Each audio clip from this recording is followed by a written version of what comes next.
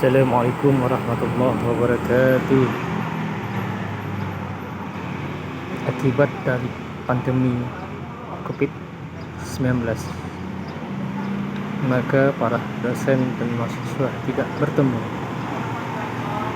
Kebanyakan mahasiswa sama dosen dalam mata pelajarannya menggunakan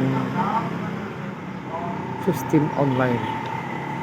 Maka dalam kesempatan ini saya memberikan pembelajaran lewat YouTube sesuai dengan mata pelajaran saya, yaitu Pancasila. Pancasila arti besarnya adalah 5 dasar. Pancasila lahir pada tanggal 18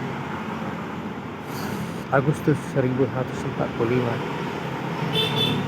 Pancasila diciptakan oleh para pendahulu kita, yaitu Soekarno dan Hatta dan kawan-kawan, yang sebelumnya telah menciptakan kepanitiaan persiapan kemerdekaan. Maka sebelum Indonesia merdeka, para pendahulu kita, pendiri bangsa kita ini memberikan wacana agar kiranya bangsa kita ini ada pedoman, ada dasar, ada petunjuk, agar negara besar Indonesia ini dalam kemerdekaannya nanti bisa berpedoman dengan satu kalimat. Maka dengan dasar pemikiran, dengan dasar sejarah kebangsaan, dengan dasar ingin mempersatukan bangsa Indonesia yang besar ini, maka terciptalah dengan 5 dasar, yaitu Pancasila, yang artinya 5 dasar. Pancasila adalah dasar negara Republik Indonesia. Pancasila adalah sumber dari segala sumber hukum di Indonesia, segala sumber tertib hukum di Indonesia. Pancasila adalah pemersatu bangsa, karena bangsa Indonesia adalah bangsa yang beraneka ragam, suku, ras, agama, bangsa, dan lain sebagainya. Maka dengan Pancasila kita bisa bersatu, kita bisa buat negara kita yang besar ini bisa bersatu, yaitu satu tujuan ke negara yang adil, sejahtera, dan makmur. Pancasila adalah falsafah bangsa. Artinya di dalam Pancasila itu mengandung hikmah, makna yang terkandung dalam sebuah peristiwa, dalam sebuah adat istiadat, ada sebuah persatuan, adanya sebuah kehidupan di situ, dan di situ ada juga agama, di situ ada juga keinginan-keinginan besar untuk membuat negara kita menjadi negara yang beradab, berwibawa, punya arti dalam kehidupan.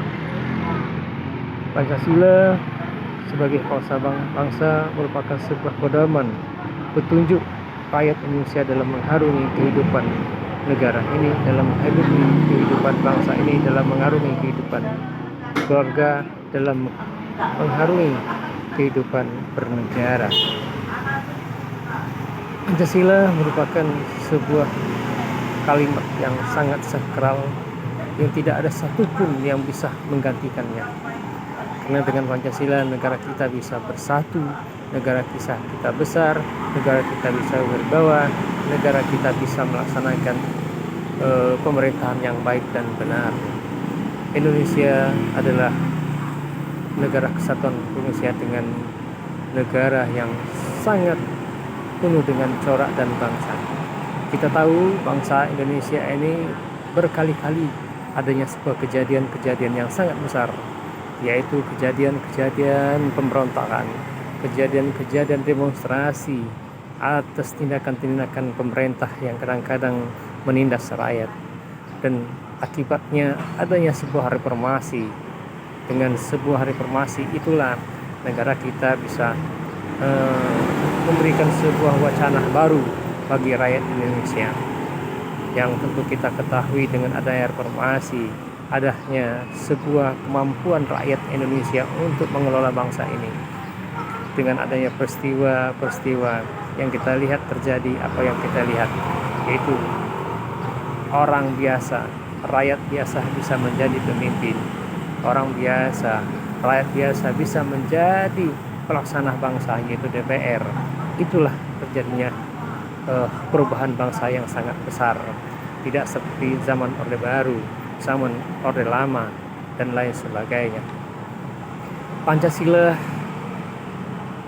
tetap utuh dan tidak ada satupun yang bisa mengganggu akibat semua kejadian yang ada di Indonesia, baik pada zaman Orde Lama, Orde Baru, maupun Orde Reformasi. Pancasila tetap utuh, tidak ada yang bisa mengganggu. Pancasila sangat sakral sekali. Mahasiswa sekalian yang saya hormati, Indonesia ini merupakan negara yang besar.